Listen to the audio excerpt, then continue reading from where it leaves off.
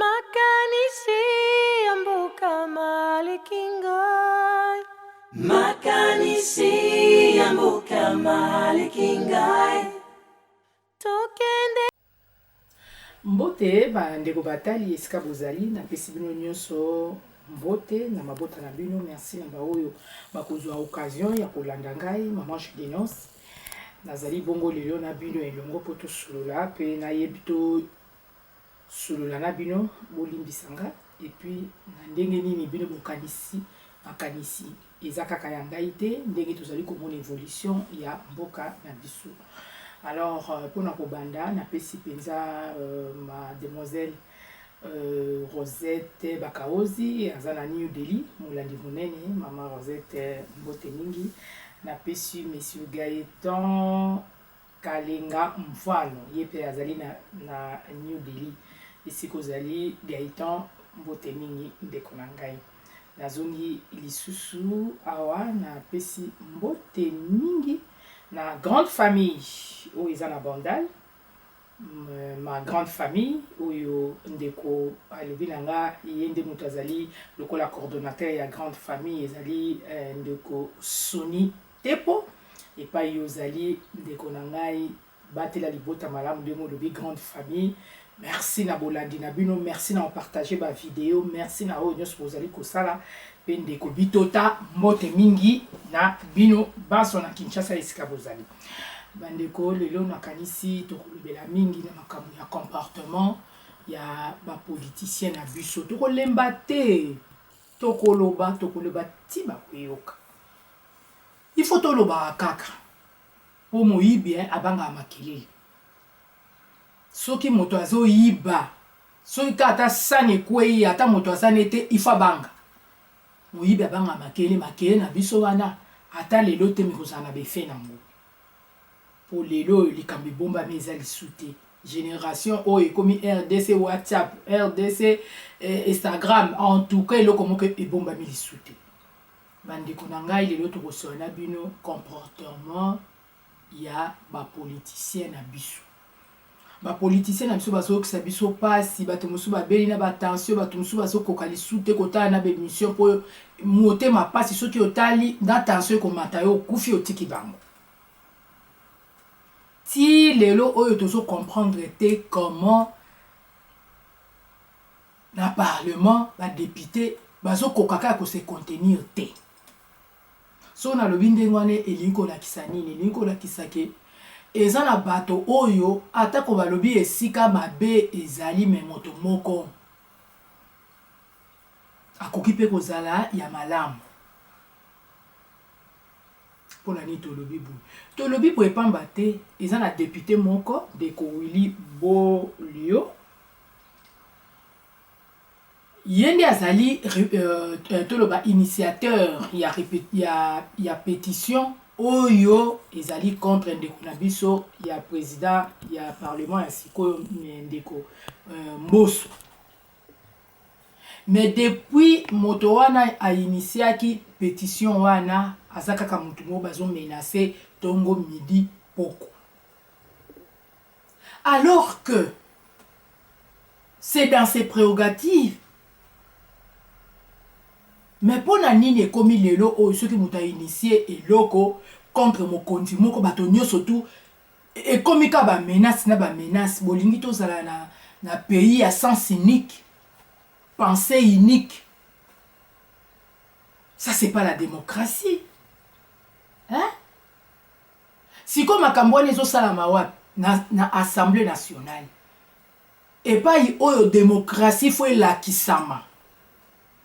Bamba te na présidence de la République, moi ndungu nungwe ko kozala moi mbilinga ko kozala, ce sont pas des élus. Et puis il y a le président qui est là comme number one. Malgré il est le garant, mais à la présidence, on a la décision du chef de l'État, il peut décider ça, mais pas au Parlement. En principe, ça ne devait pas se passer comme ça. Mais qu'est-ce que nous assistons à quoi même? Hein? Attention, le lobby, c'est le mauvais mandature ya mbaloyo le plus médiocre qui puisse exister.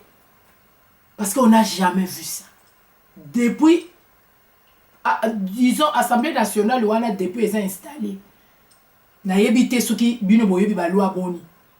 Eza kaka ba conflit bitumba makofi. Donc conflit sur conflit. Bato babunda kia wa mabunda akende, mabunda kende, mabunda kende, mabunda kende. Lelo mabunda kende. Mais qu'est-ce qu'on ne voit pas? Qu'est-ce qu'on n'attend pas? Bino moboyoki, mikoleleki na ba vidéo. Nakandi bino ne surtout boza informé, ba assistant, ya ba député, bazwaka $500. Mais bazaki donc un paiement moko prolongé, bango moko ba dénoncer yango. Ba droit na bango nyoso touti lelo ba lobi avant mabunda égale pardon, après mabunda égale avant mabunda. Tu vois? Et là comment que changer té? Bato baza na kati bango baza kuno. Bato ba oloba, oh non mais finalement qu'est-ce que vous voulez vous les Congolais? Hein? Mabunda zaki wana yete, simalango mboso lisusu yete. Non, mais ce n'est pas parce que malade neti peste oboyi yango eke okondibon ozwa Covid. Tous les deux na koboya kaka parce que ce sont des maladies qui mettent la vie des gens en danger. Les deux sont des maladies, il ne faut pas choisir. On ne choisit pas les mal. Et là, comme on ça la matin, moto soki a monique na kati ya attribution na ye sengeli a convoqué pardon a initié pétition moko contre le président pour na makambo azali kosala ezali kolongo banate a commis objet à ba menace.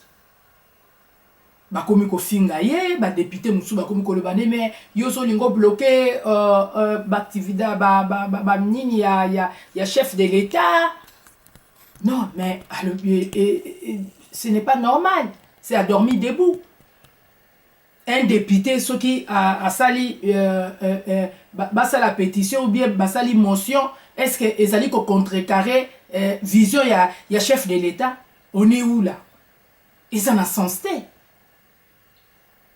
Ce qui y a cause à la thé, n'a Nicoleko ya. Mais, premier fils Azali, deuxième père Azali. Mais le monsieur menacé parce que Azakaka l'initiateur. Batomususo, yepe azolinga mwa mbongo, bakomika akosala kaka boye. Soki pe bomesani si batu na lolenge wana. Yango balobaka habitude comme en seconde nature et comme une nature na bango. Ce qui moi bon moi pia ka baningisi moi mon parce que est comme une méthode. Et comme une méthode mode opérandis ce qui est à bongo. Alors siko donc musala na Congo ko sala masute parlement wana bako initier liso de l'autre côté parlement wana donc bokeka boyoki bobimi le quoi atakutu na ce qui na auditoire en donc boyoki kaka bobimi. On ne pose pas même de questions, professeur, si on n'a pas compris. Le monsieur Willy Bolio, c'est plein. Makambunyo soto a senga dossier audience a senga bakutana président pour ala kisaye ndenge nini yazo monde la makambo ezotambola nyamu il n'a jamais été reçu. Basala ye ata mukolo moko te donc Ozoyo kapena lettre morte. Mais en tant que député, Moussala Nini, est-ce que vous encouragez député oh lelo oh on donne raison parce que sur les caméras les bon il faut le bandingona. Tant monde comme Molière à Lobaki que lokomoko ezakunate bato baboyaki. Mais aujourd'hui c'est clair et net. Combien de lois? Gouvernement et outi koleka ministre nini bo interpeller et le konini bozo sala kuna qui sont contre qui sont pour et ça solo kaka koronfle kolala bato mosusu koteka bilamba na kati ya salle na parlement. Mais c'est pas normal. Ndeko Molière aza na raison. Ata to critiquaki tant alobaki yango. Maintenant les faits sont là.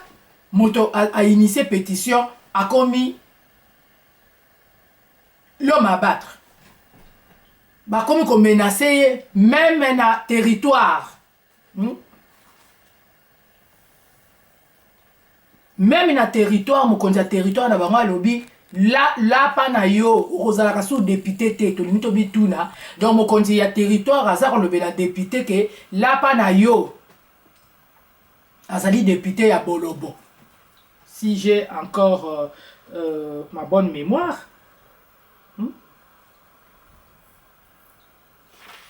Ezali normal ata moke te. Comment yo président ya assemblée oboya. Mais ceux qui osent se reprocher na yo na rien. Mais ndima ekoleka nango. Oh non, osa sur le causa na union sacrée. Est-ce que kosimba tout ça mais papa, est-ce que kune komi likamba union sacrée yango wana tika to kanisata ata bolobi to lobate Vital Kamerhe c'était le meilleur président de l'Assemblée nationale. Bato bazaki na Kinshasa période de Vital Kamerhe azalaki, qu'est-ce que vous allez reprocher à Vital Kamerhe? Période à Vital Kamerhe de RTNC 3. To comme komona ba débat politique. To comme komona ndenge nini ba débat et ça la maradon bato ba comprendre le rôle de l'Assemblée kaka période de Vital ayaki. Tout le monde en parlait, bato ba yebaki na noté. Et ça qui est là comme un circuit fermé. Mais tant que comme côté dans la média, bato ba comme comprendre que donc si j'ai voyé bato ba la population peut Hollande.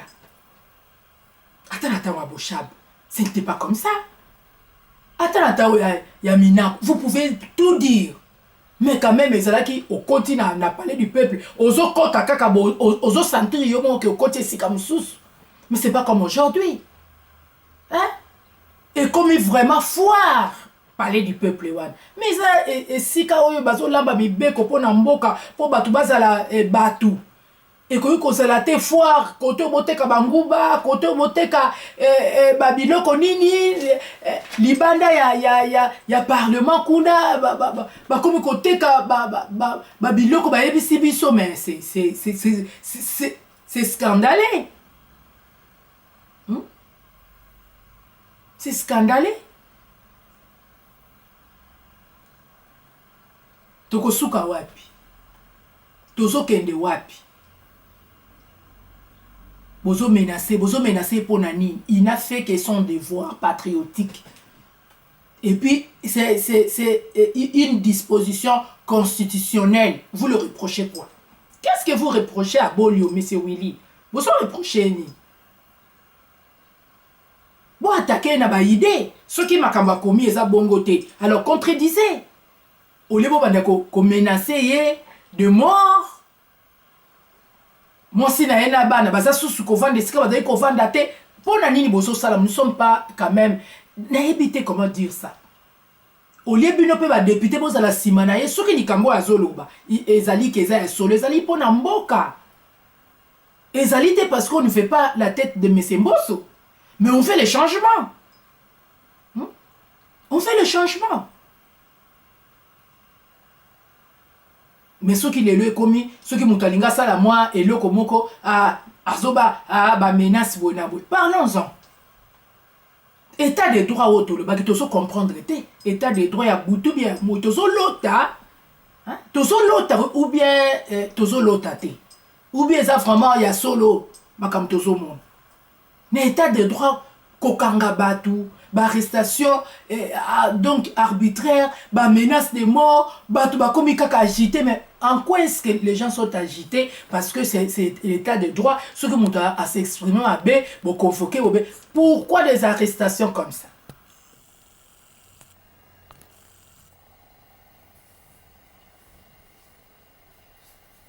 Bino bato bolinga bosa l'état de droit boniati yango o ne basako le bakala do mangwa bazo sa théâtre lobi o nia folie yango bonia foli constitution siko tokosuka wapi esika nini tozokende. Néron Mbungu, vice-gouverneur, à se plaindre, à dénoncer quelque chose qui ne marche pas, l'homme à battre. Hein? Batindi tindi batuna télé pour l'insulter, pour lui dire quoi que ce soit, tout ça. Ah non, il y a ceci. Au lieu de le soutenir, il y a la vérité parce que les alliés soucis na biso nyonso. Néron Mbungu azolela te ponda kunaye bake kokombola yango te, non. Azolela po Kinshasa eza salité. C'est pour tout le monde. Les gens de l'opposition, les gens de majorité, les gens de l'union sacrée, bango nyonso baleka na mboka wana o Néron Mbungu à se plaindre. Mais est-ce qu'il avait le soutien de qui que ce soit? Heureusement que kaka bino mo bosala mibeko, bosala pe ndenge nini ya ko encercler pe mibeko ango. Il a attaqué disons assemblée provinciale. C'est dans le source bateau ngana tunaki, bateau baeba kama kambango, attaqué bureau parce que asalaki entendu il n'y a pas eu un procès verbal dans ce sens-là. Et que Cour constitutionnelle est remettre dans ses droits. Attention, pour le forcing. Et ça forcing, parce que ça ticket, il y a un gouverneur et puis un vice. Vous n'avez pas prévu que ceux qui visent à se comporter, il faut bosser là-bas, il faut bosser là-bas. Voilà le loi taillée sur mesure. Alors que Néron Mbungu kinwa bolinga ki bo s'approprier na likambo wana bo tambola bo sala ba marche pour na soutenir Néron Mbungu ni tété ba avocat na yeba ke lokola assemblée et attendre yete conseil de discipline et vandité il faut sikoto attaquer assemblée lokola kakaka ya ndeko Mukebai donc azwa ki gain de cause parce que procès verbal mon côté reproché vandisa qui est conseil de discipline pour vanda ba yokaye ba meni lokola ngulu lokola ntaba ndenge Néron Mbungu pe balinga basala ye baso ko yakana mêmes erreurs alors que c'est le même assemblée provinciale et ça là qui erreur na l'air à Mukebai ba se corriger na bango te lokwa ba yebi na bango et l'autre côté parce que ceux quand même boye ba ki bolinga bo comprendre que le même cause produit les mêmes effets bon entendre mutute procès verbal les athées et puis bon lobby au ressala li sous-souté il y a moi là Néron Mbungu azongi dans ses droits. On est où là? Pour la nuit bozo ça ba tout passe ben intellectuel le quoi ben intellectuel bazate ben intellectuel en cerveau et comme inde en tabac bongo ba le baton fi ya tabac ya monde et continue mitou ya ben intellectuel congolais que dire aujourd'hui lobby bokolo banini boko expliquer ba to eloko ni hein. Et les gens sont comme ça en train de critiquer Néron Mbungu alors que Salika a devoir naye pe alobi makambu ndenge zali. Qu'est-ce que vous allez reprocher à Néron Mbungu? Vice-gouverneur, est-ce que na Kinshasa ba vice-gouverneur ba yebanak? Vice-gouverneur ya Kimbuta ezalaki nani? J'ai assisté na scandale bato ba yebi. Vice-gouverneur a représenté gouverneur. La manifestation. Protocole d'État. Bah monaki, chef à protocole, il y a hôtel de ville, tout le monde le sait. Na protocole, il va sur bayebi. Yazoyana mutu. Azoyana mutu. Protocole wana, ayeba ki viste. Ngai pena la longa qui chasse à l'entrée koyeba te, viste ya kimbute zaki nani. Parce qu'il n'a jamais apparaîtra nulle part. Na komboku tu na évité. C'est vrai ce que Néron Mbungu dit. Bah vice, ceux qui titulaire à s'accaparer na pouvoir nyonso. Vice koyeba te Néron Mbungu ayebani pour ayebani fumu ya banga moyo. Ceux qui zakande wana te et le côté. Chef à protocole wana atindiki vice-gouverneur. Azaki ayaki pour représenter gouverneur. Atindi qui est pas monique azoya kosala mobulu ndenga monaki chef à protocole il y a hôtel de ville à Ebeke quelques minutes après Kimbuta koya mamoni mutu bongo azo kende wana di atindi qui est ce n'est qu'après batu baye koyeba ke il y a des vices le protocole a kimbala mone sika po aboya ki bakangisa yo yebi pa na biso ba arrestation et ça arbitraire. Tout ça ce sont des conséquences On ne connaît pas. Ce qui déjà va ministre va ébanité. Cette fois-ci, na sepeli écoute la chaîne et là qui si photo à l'époque de Mobutu, il y avait ceux qui va nommer il y a un profil. Qu'est-ce que tu as fait comme étude et tout ça profil. Mais quand il y a l'air il y a Mobutu mais il y a tango et uchi koleka. Mi konti ba yebanité. Mi konti ba yebanité. Boko okuta na na salle moko ba ba télémi c'est leur problème parce que on va roter ma po ba yebi moi je ne le connais pas je me mets pas debout le quoi ba tona biso ba linga ba prestige ceux qui ministre azo kota na salle mode d'attente faut ba tonyo so ba téléma. Moi je connais pas. Nani yango wano ministre de la fonction publique. Nani wano ministre tel mais on le connaît pas. Le Etienne Longondo a eu succès pour makaba Covid. On connaît pas. Alors qu'est-ce que vous reprochez aux gens aujourd'hui? Batouba Salani, Nerombo a télémisi Moutou, Bogogo lié. Et Rezima, Azaka, au Kadia, Yewana Zongi. Pe ayebisi bino banakin. Nini batu mususu, baso ya komfuka bino, ezalo kwa na parler na bino. Elobi yemu. Do na parler na bino, Jomo bo ayeba no mfuka bino, bino pe bana ndako bovandi. Idéologie. Nini bovandi bakasi bo banakin. Soutenez. État de droit, eza wapi. Mouvement citoyen et comme ça la sikoyo et belé tous ces peines na ba chaîne gens na biso ils sont très braves bazo sala musala ndeko mabwa nazali moko ya ba gilet jaune batambola ki mikolo l'équipe pona ko soutenir bandeko na bango ya est mais bokota la bilili bomo na bino moko ndenge nini police et pekisa ki bango batambola. Alors que c'est dans leur droit, ce sont des citoyens, on ne veut pas voir un mouvement pourquoi nous sommes dans quel pays. Et batambolité pour nous déclarer à ta lipandé comme ça et ça la batambolité pour ma déçu mati tel niveau batamboli pour soutenir massacre les images incroyables horribles qui n'a pas kata côté la tête parfois je pleure sur que ça la image et les gens qui veulent soutenir tel la modèle bazo ko matraqué bango bino moko bota na image bon to ya kozonga to clôturer émission la biso.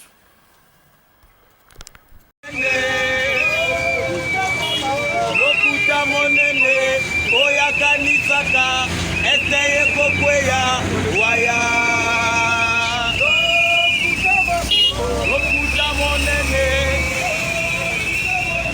lokuta monene oya kanisaka eteye kokweya waya mesana ba on na bango bazwa na bango ne ba tika population est et vanda kimia to bénéfice rappeler ba diamant wana ke na ba on wana to bénéfice na ngo te to kufa nini population de kufa be pour nini bazwa na bango ba diamant na ba on ne ba tika population vanda la kimia biso amuse famille to ndi kine bele kama ngo sani donc kufa ba voilà na kanti bino mo bomoni ba image wana bandeko ba jeune gens bafandi bakanisi balobi tokoki kosala nini pona ko revendiquer neti na groupe il faut kosala nini bakopier pe gilet jaune o makambo uto comme en France to boité. Moi je suis pas trop pour le pour de copie. Vous pouvez aussi faire et là on a bino moko mais le cola bon peut-être pour que les gens aient une image. Peut-être ce mot kanisa ou comprendre que donc vous allez commencer à faire des marches, des mouvements citoyens à bino de comme abwana et pas yozali na pesi mbote mingi na équipe na yo mobimba. Félicitations, courage. Basi bazana kati na pesi bino. Merci pambate siko to moni détermination de la population. Ezali pasi mingi. Bino ba policier to sali ko bunda biso nyoso pona mboka po lobi bozwa salaire malonga bana bino pe batanga ba vanda bino pe bofanda ba conditions bien ndenge ba policier ya ba mboka mosusu bazali. Un policier c'est quelqu'un ceux qui ont moni avec beaucoup d'honneur aux autres, c'est pas comme chez nous où le policier passe leur temps parfois na banganda na nyango wana akata na liboko akata na likolo en train de demander l'argent, c'est ridicule. On ne peut pas admettre ça. Nani yango oyo azande kwa policier était nani. Naka kokolo. Naka partout. en tout cas famille nyonso tout ozala bandeko baza ba policier mais bazo mener vie moko misérable. Mais ce que tu as dit, traka population, tu n'as même pas envie de donner un rond. Hein? Tu n'as même pas envie de donner un rond à un policier. Parce que tu imagines, tu te dis, mais il y a ce qu'on a arme, marche, c'est comme si. On a vu. Entre guillemets, on a vu. Est-ce que vraiment batinda ki bino penza l'air ndeko Fayulu asalaka marche na bo pasula ba pine na c'était vraiment un ordre donné. Franchement. Bobeta kalem sous ça c'est un sentiment ou quoi? On comprend rien. Bobeta bagage on a pas on l'axe que bozali na ndegeni on comprend plus rien alors que vous devez communier avec la population. Mais c'est malheureux de constater que franchement, ma policiers n'abisso, ils sont vraiment au service n'a évité, pas de peuple en tout cas. Parce que c'est qu'on a vu les images, ça je ne parle même pas, il y a marche à la bouca, mais ce n'est pas bon. En quoi est-ce que vous jouez? À quel jeu? Pour la Nibolimbo Simbi, ça Félix, il touche à ma casse, boy. Est-ce que yemta azotinda bino bosala makama modèle wana Félix mtatindio kota liboko na yo na poche ya Fayulu yiba embongo c'est Félix. Félix na tindio allez beta mutumbata na ba image otomoni Félix nazotinda bino ndengana. Soyons sérieux quand même. Hein? Bozo linga kopo to boyi te soki bozo bezali mais kokamata su bozo ba musu kopota moto. Là, on voit quelque part, il y a des excès des ailes. Il y a des trafics d'influence pour rien.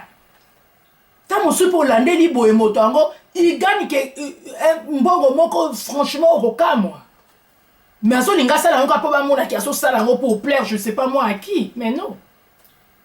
Trafic d'influence au et continue à milliers au tozo yoka batuo obengi moto tout ça un gars approche à président parfois c'est faux on a vu non même à l'époque de Kabila on a vu quelqu'un ressemblait à Kabila on a vu ce n'est pas moi qui dis ce sont des images ils sont à YouTube quelqu'un qui ressemblait à Kabila lobby que c'est son frère à ça qui peut aucun de côté on a entreprise jusqu'à ce que baeko kangaye. Il y a une autre dame à ressembler à Jeannette. Parce que dada. Alors que c'était une femme, donc elle était dans le faux. Boutique trafic d'influence, bandeko nangai. Conseil. Nakanti na komi kokoma na suka. Boutique trafic d'influence. Nde loko wana batu babundaki. To yebaki ba kombo mususu lelo so pour na kotanga ngo ezate ke potozo chola mais to yebaki na Kinshasa wana kombo mususu lokwa ba zingzong wana olingo lingate o avanda ki na Kinshasa yebi zingzong terrible mais lelo aza wapi ndaku na yeba l'accent na quartier 12 côté à église Sainte Famille mais c'est grave.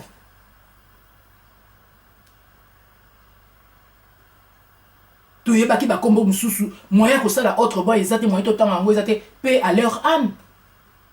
Il obéit bino ka l'autre côté. Ba trafic d'influence tant musée à côté. So ba yebi sur mutu wana za proche ya moins de Congolo. Tu trembles. O ba Congo ba benga mvuya o ba yaki nango. Lelo to suki wapi. To suki wapi. Et aujourd'hui, Félix Batonio surtout que Azali Yabiso et vous venez, nganaza conseiller, nganaza proche, nganaza boyer, alors que bateau bakute na pena Félix Wabi, il n'est même pas là. Kakabino soit aux mutu maman Denise, soit aux trafic d'influence, c'est ça qu'on refuse. Tout le monde a fait bateau belé. Nous ne sommes pas nés de la dernière pluie, on a vu Mobutu dans son grand règne. Hein? Ba kombo monsieur ezaki so moyen botanga ngata boye pa mabara moto yo lero so na Kinshasa yo so tambula ka botangi pa mabara moto yo nani nzimbi yo kotanga ka kombo tamboli ka be nzimbi général Mayele ofandi ka be likulia yo nani c'était des noms ezaki le quoi nom moko ya bible ozo banga soko tanyango osali lisumu Le quoi kombo nzambe balobi kotanga kombo ya nzambe pamba pamba te okomi kobanga. À l'époque on citait pas. Mais aujourd'hui où en sommes-nous? Nyonso ekoleka. Nyonso ekoleka. Biso nyonso tout 1m20. Baloba na cimetière. Oza muta munene oza muta muke. Bakunda biso kana mabulu ya 1m20. Égalité na cimetière bato bayemba yango.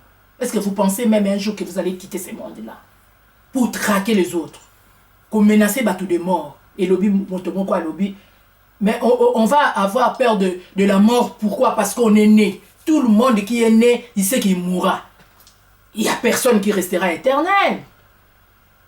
Quand vous prenez votre téléphone dans un hôtel où vous êtes, proche à président, peut-être aussi le président ne vous connaît pas. Pour bateau, il y a sa proche. Au fait, en réalité, pour Mouto, à sa proche, c'est automatique, il ne va pas dire. C'est trop. On en a assez. On n'a pas besoin de ça. Oyebinga, nakoli musayo.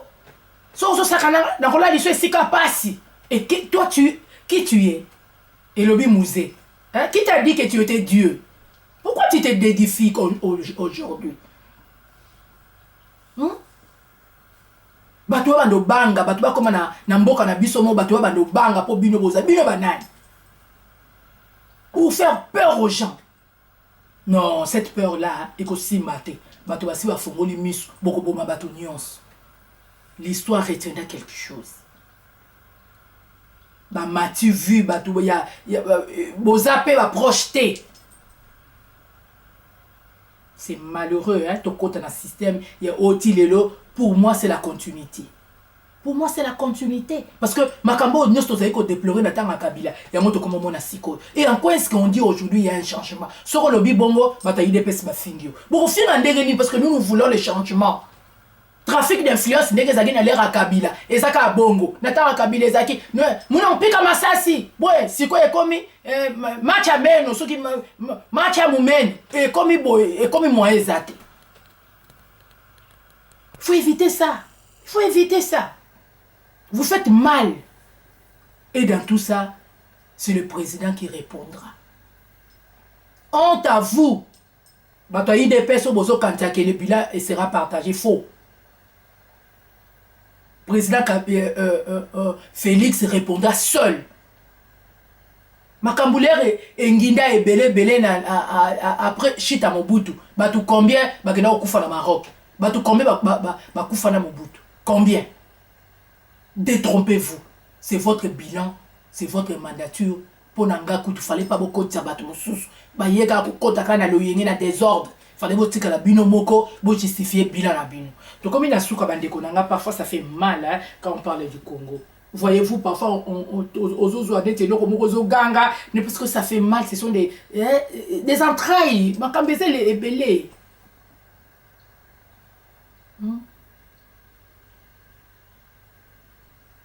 Nzambe abate la biso to mona nimba na sima contact nanga plus 41 77 50 50 840 ou bazana besoin ya kobenga ba bengi bazana besoin ya kopesa ba vie na bango. Merci na Big One yo yebi ba biso ebele.